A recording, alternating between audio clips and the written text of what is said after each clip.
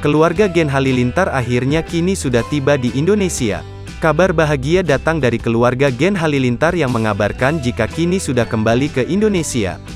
Lebih dari 2 tahun keluarga tersebut meninggalkan Indonesia.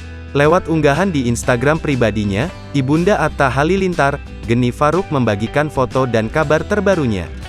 Dalam caption, Geni Faruk menceritakan perjalanan panjangnya. Pada awal perjalanan mereka memutuskan pergi ke Amerika pada tahun 2019.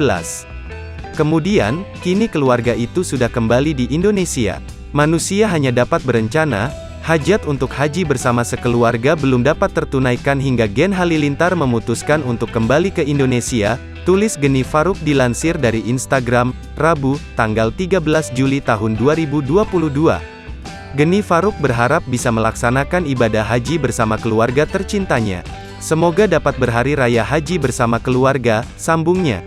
Ibunda Atta Halilintar itu juga menjelaskan kini akhirnya sudah tiba di Indonesia. Semoga segala ibadah dan pengorbanan kita diterima. Akhirnya mendarat Indonesia, tambahnya. Tak sedikit, netizen ikut memberikan komentar di unggahan itu.